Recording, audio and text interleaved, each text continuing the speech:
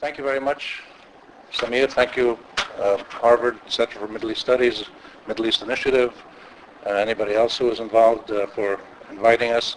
We're glad to be here and to launch what we hope will become what we plan as becoming an annual event of some sort between Harvard and the American University of Beirut, the Issam Fares Institute, and the collaborations that we're trying to explore across the board between the many scholars here and the many scholars at AUB and around the region. My job is to take it from the point where Samir left in terms of the durability of the authoritarian regimes and the initial steps that have happened in the last 16 months, 17 months for, and before that for weakening the authoritarian regimes, and to try to look ahead and ask, well, what should we expect? And basically what I'd like to do is two things, to try to identify what actually has happened since December 18, 2010, which was the day that Mohammed Bouazizi set himself on fire and the demonstration broke out in rural Tunisia and spread across the region to what we have today. What has happened in that time? What can we identify as meaningful and lasting phenomena? And what are then the prospects for future change that could include sustainable and credible democratization? I think the only thing that we can do in the current circumstances, given the depth and the breadth and the speed of the changes that are happening, and any of you who follow Egypt, for instance, have to check the news twice a day now to find out what is actually going on. It's just so fast. And we're talking about major changes. We're not talking about minor little subtle changes. We're talking about, the military banning people from running for presidents, or Muslim Brotherhood groups offering new candidates. I mean, significant, big-time developments happening several times a day in some cases. So the only thing we can do really is try to identify new forces, new contexts, and new actors in this process of large-scale transformation, which can only be studied, as Samir said, looking back or looking forward, can only be studied on a country-by-country basis. There are common grievances. I would argue there are common elements that you can see across the region among countries that have had uprisings or revolutions or regime changes, as well as countries that haven't. If you look at a country like Kuwait, or Morocco, or Jordan, or Sudan, or other places, you find significant elements of discontent and grievances that citizens express, but they haven't led to revolutions. So there are some issues that you can see across the board in the Middle East, but change happens in a country-specific basis. And we have to look at country by country to try to see what's going on. And I think the only way we can try to understand the future developments is to keep an eye on why this all began. The underlying grievances and the complaints that people had. And there's many of them.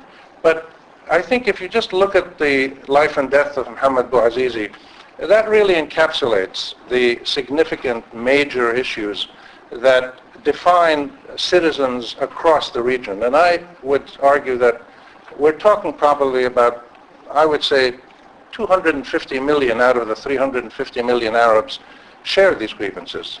That maybe 100 million Arabs feel they're well off and they have enough money to live and they have enough political contacts to get things done and they can travel, and they're not existentially threatened with not being able to feed their families or rent an apartment to be able to get married. But I would say 250 out of the 350 million Arabs are in situations of severe stress and vulnerability, and probably share the mindset of Mohammed Bouazizi.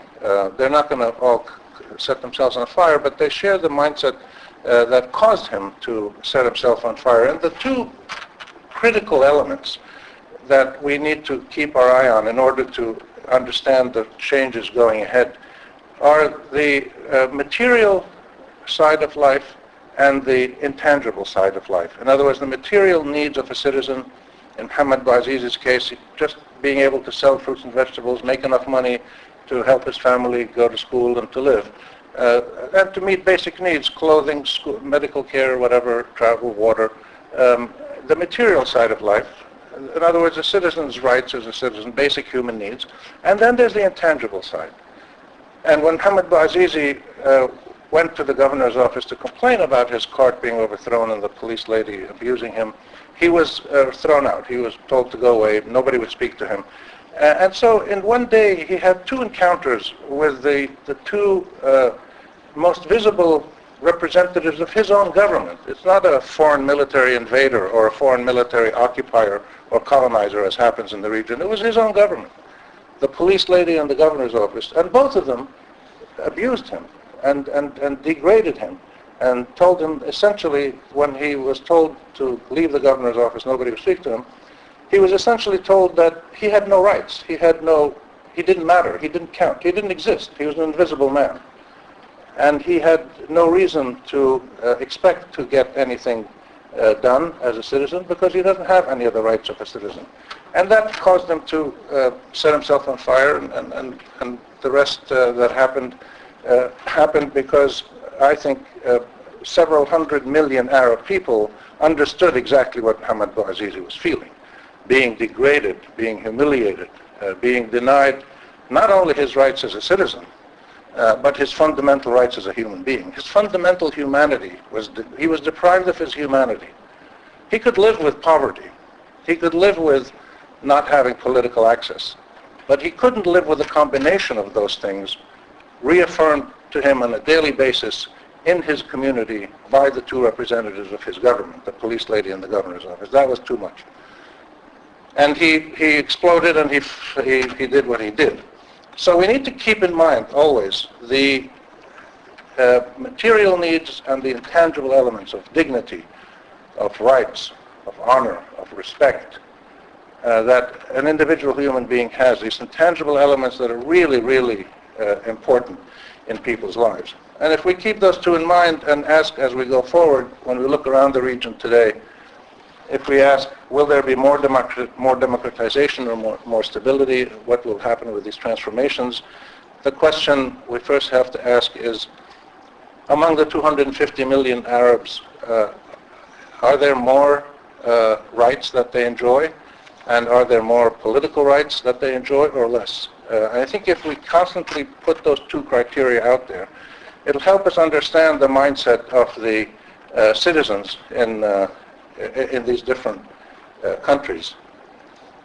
There were three common elements, I would say, that we can see in every Arab country. And I say every Arab country, with no exception.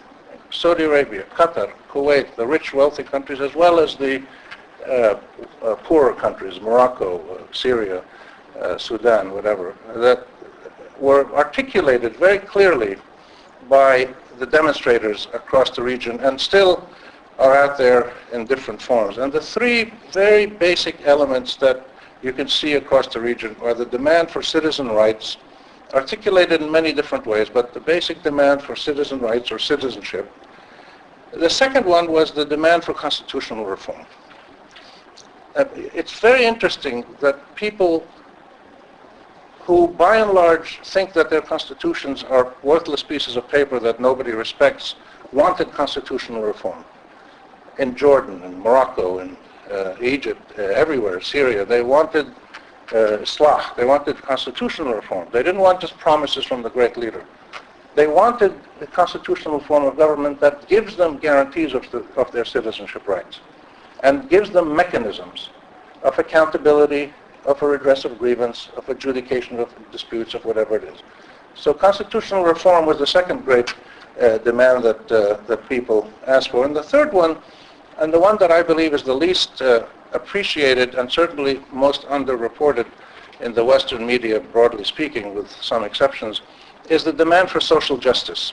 That this is not just a movement for jobs or for prosperity, it's a movement for social justice. People want their laws, their societies, their power structures, their institutions of government and their institutions of society to be defined by a sense of some basic human decency. That the country, the government treats its own people decently, that people have some reasonable chance of starting life on an equal footing with other people, and if they work hard and if they study and they do well, they'll get ahead. But they want to have some kind of social justice mechanism that is implemented in the actual exercise of power, economic and political power in society. And those three things, I believe, continue to be drivers of the current political transformation. So, keeping that in mind, if we look around now and we say, okay, what's new? If we look around the region broadly, and it'll be slightly different in each place, but if you look at Tunisia and Egypt, which are the two most advanced examples of change, what is it that we can see starting to happen that may be permanent? And this is the critical element. What is it that's happening that may be permanent, or has a long has a chance of lasting a long time? I would list several things. I think we can see the birth of citizens and citizenries. We can see the birth of individual men and women in the Arab countries who not only feel that they have certain rights, but go out into the street or to the ballot box, or they go out and demand those rights and actually try to exercise them in various ways. So we have the birth of citizens, whereas before we had basically either subjects or consumers, but we did not have human beings who had the rights and the sentiments of citizenship, and now we do. We see everywhere in the region where change is starting to happen at a peaceful level, a much more credible and visible element of politics, of the contestation of power. And you see this in Egypt and Tunisia, obviously, most clearly, but it's becoming obvious, I think, in many other places. And even in exile, you see the opposition groups, say, in Syria, going through a political process. There is a birth of politics that's taking place, which is very important and very unusual. An attempt to create a new social contract, and not just really create a new social contract, because we never had a social contract. We had a social dictate that the government, the ruling elites, said this is how it is, and everybody had to go along with it. Now there's an attempt to create a social contract between the governed and the governing, and to agree on a certain set of ground rules. We see the attempt to create institutions of participatory and accountable democracy. And those institutions are going to vary in the different countries, but there is a clear attempt, and it's awkward sometimes, and it's slow, and it goes back and forth, but you can see it in Tunisia, you can see it in Egypt, you can see it in Libya to some extent now. It'll go faster in Libya, and in Yemen it'll start happening, and even in other countries where no major changes happened, in Morocco and in Jordan, and Oman even to a very strange, small extent, you see little signs of attempts to have more participatory decision-making, but more importantly, more accountability in how power is exercised. You see the single most important element to me in the long run, which is the attempt to get civilian oversight over the military and security forces. I believe the single greatest cause of mediocrity and regression and the catastrophic development and mismanagement of the modern Arab world has been the dominance of military and security and intelligence authorities and the absence of civilian oversight. And there's an attempt now to start doing that. You also see the beginnings of mechanisms of all of these things together and other elements, the beginnings of mechanisms of real national self-determination. And this is why this process is so historic, because what we're starting to witness is a process by which the citizens of countries engage in mechanisms of defining their political institutions, their national values, their power structures, their mechanisms of participation, accountability, pluralism, whatever you want to call them, all of these things are being defined somehow by the citizens who engage each other in sometimes very complex processes. Sometimes they're on the street, sometimes they're in back room, smoke-filled rooms, sometimes they're in the media, sometimes they're in ballot boxes, but everywhere there is a mechanism starting to happen where people engage each other to define their fundamental national values, institutions, principles, and policies. And that has never happened before on a wide scale across the Arab world in a sustained manner. It's never happened before. And this is therefore, I believe, a moment, I personally believe, this is a moment or an era of great hope, because it is the beginning of a process of self-determination which will not succeed in every case, but I think in most cases the chances are good that you will end up with better government systems, more participatory, less corrupt, more efficient than they were before, more accountable than they were before. Some countries will stay as autocratic dictatorships or monarchies with very few political participation mechanisms, but I think the majority of Arab countries have embarked on a process that will see self-determinant mechanisms being born, which ultimately will give us the great prize which has eluded the entire Arab world since the Arab world was born about a century or so ago, which is genuine sovereignty. In other words, citizens who actually can do what is in their best interest and not be ordered around by neighboring powers or foreign armies or ideological forces from abroad. Real sovereignty, that's the prize. Whether it comes through democracy or some other mechanism of governance, we'll see. So I think these are new elements that we can see. And what are these new elements doing? They're starting to, again in Tunisia and Egypt it's more clear, but it'll become more clear I think in other places. We see heroic, epic attempts to find a balance between the military and the civilian forces. We see huge contestation between religiosity and secularism.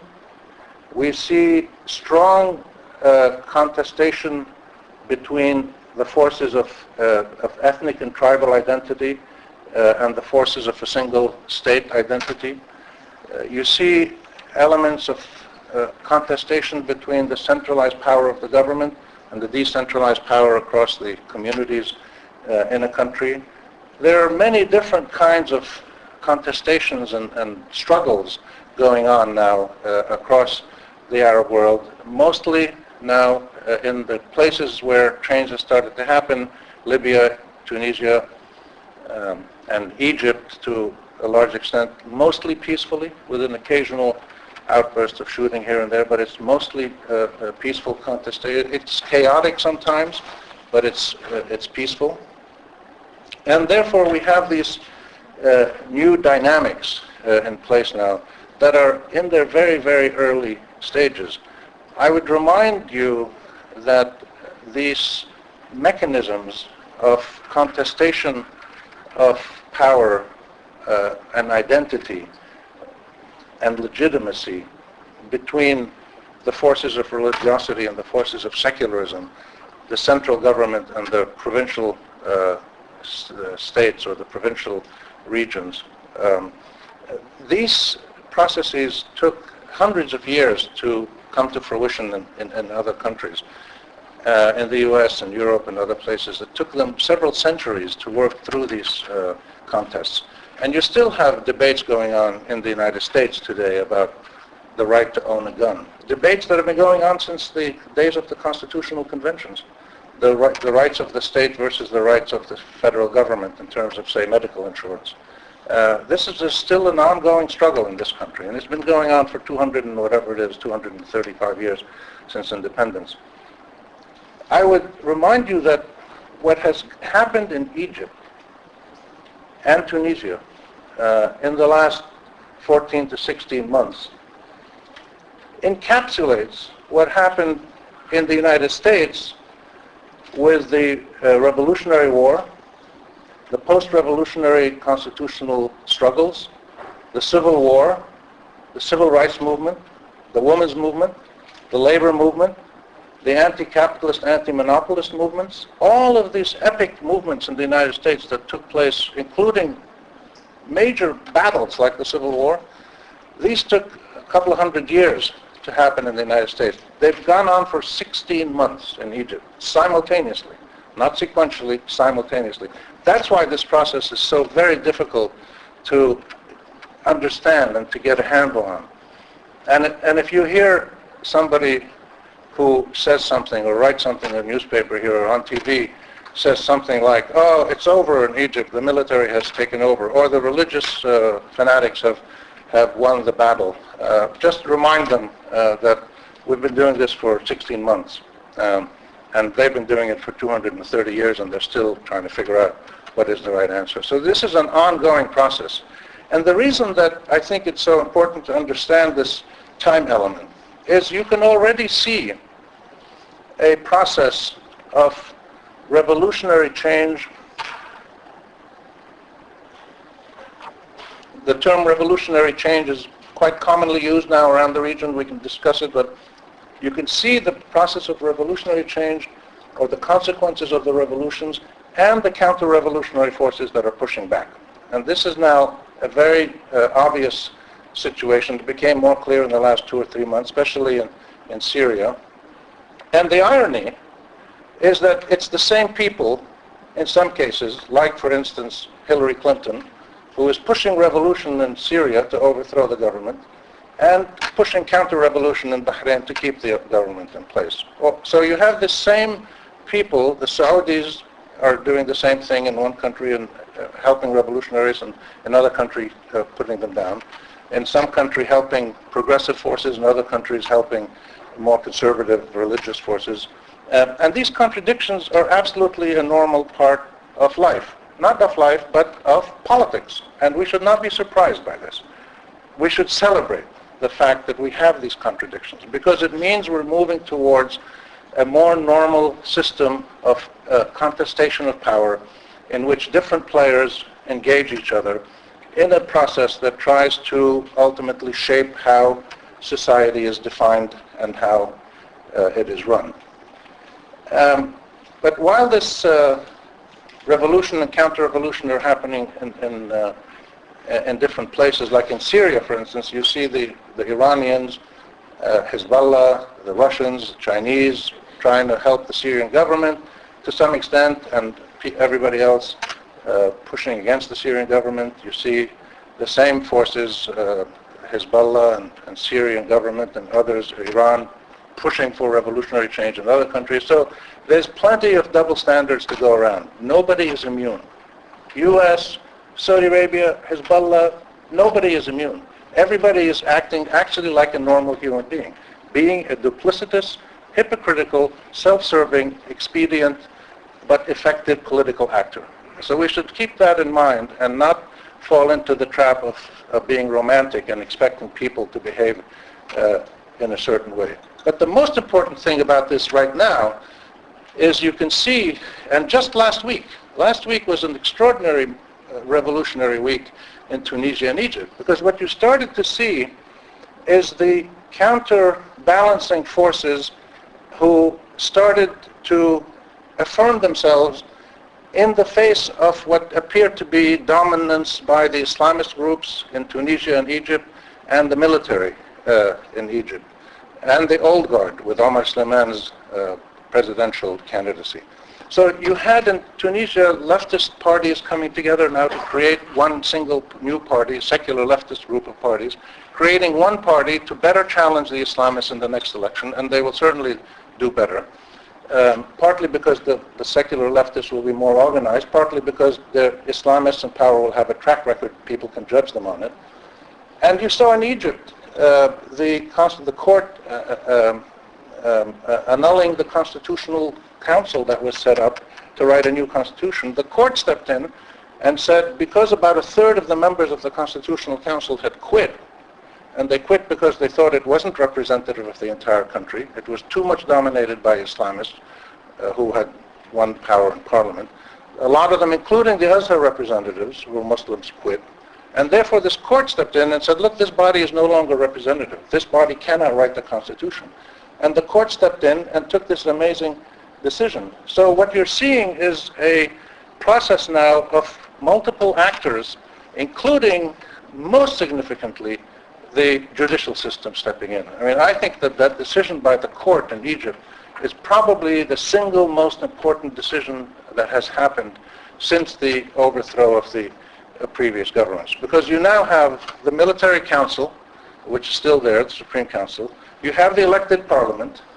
You have smaller political groups in civil society and others. You have the old guard still trying to come back somehow. You have the revolutionary youth who are out there. And all of these people are now engaged in a battle which is taking place in the public. And if you look at the different actors I just mentioned, you also have the media, and you also have foreign powers. So you've got this amazing array of people who are contesting each other in a struggle to shape the identity and values of the new Egypt. And the last point I'll make, so we have more time for Q&A, is that the process of these new actors emerging onto the scene and challenging each other politically and peacefully is not over.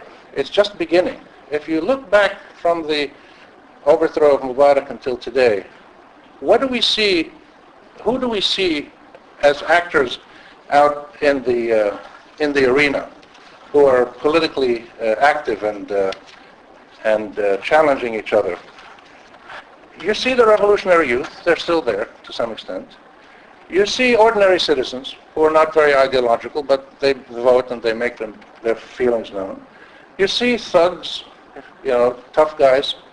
You see football fanatics who are acting in their own interest and who are brought into political processes. You see the Muslim Brotherhood, the mainstream strong Muslim Brotherhood. You see the Salafists who are now in power in parliament. You see coalition governments in Tunisia. You see coalition governments, which are a new beast in the Arab world. Coalition governments with popular legitimacy. Never happened before. Completely unprecedented. Islamist-led Arab coalition governments. These are new actors. You see the army. The army has always been there, but the army is now out there in public, and it's forced to respond to all these other forces. And you see tribes in Libya, Yemen, tribal forces, all of these new forces who are now political actors. But the important thing about these actors is not that they're new actors, that none of them are new actors. They all came from society. None of them came from Mexico or Thailand. They came from Egyptian society. But where were they before? They were in the shadows. They were underground. They were not political actors. They were elements in society that were not allowed to play a public or political role. Suddenly, they're all out into the public, and they're contesting power in, I believe, very legitimate ways. The most important question that brings up is, who else is out there that hasn't been flushed out of the shadows? Are there other people in society that have yet to come out of the shadows and take their role in this great political contestation? I believe there are. Women's groups, rural interests, labor unions, the business community. The business community is completely absent. And they may be the strongest single factor in the ability of these societies to undertake the kind of economic revitalization that is needed to meet the enormous challenges. Unemployed youth. There's whole sectors of society that we still haven't heard from.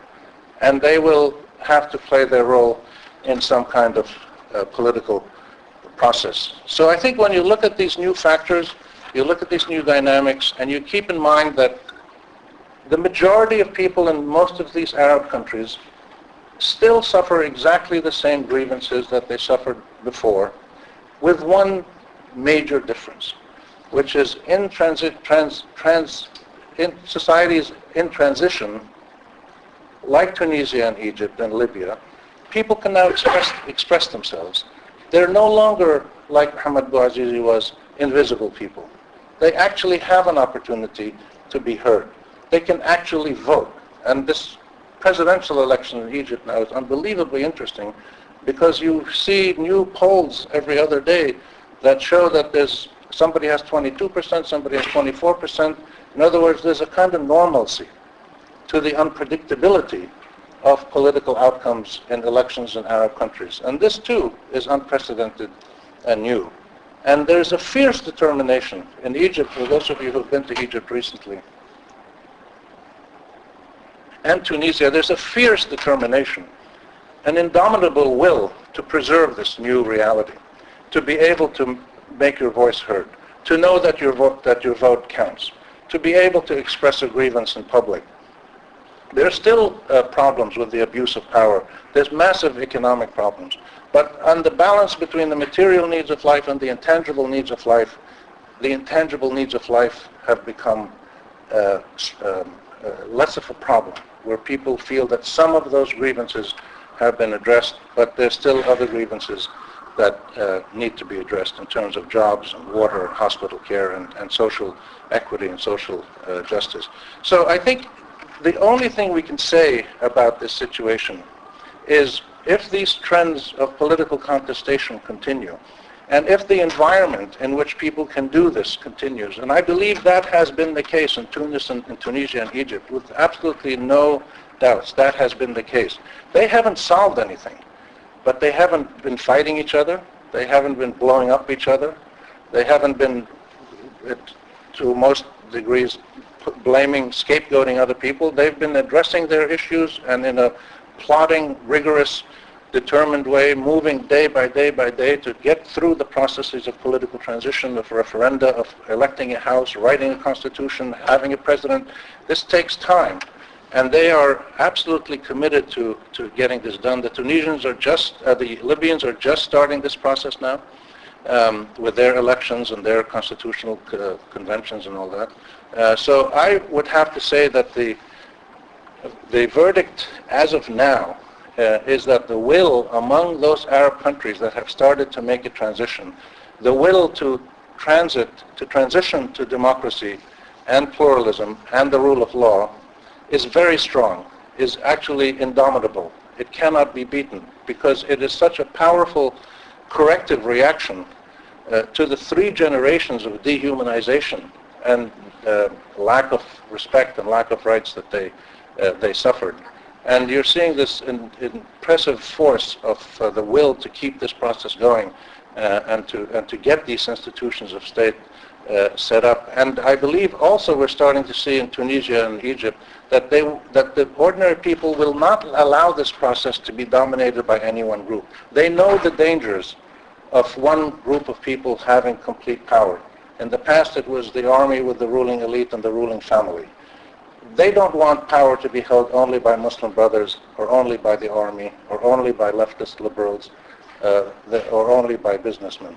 And I think this is an extraordinary new reality that we are just starting to see manifested now in the people in Tunisia and Egypt pushing back against the Islamist domination of power in this very early period of transition. So I believe the democratization process will continue. It will succeed in some countries. It will not succeed in other countries. But I think that we have turned an extraordinary historical corner, and better days are ahead for the Arab people, and we thank the people of Tunisia for starting it all, and for the Egyptians and others to keep it going. Thank you.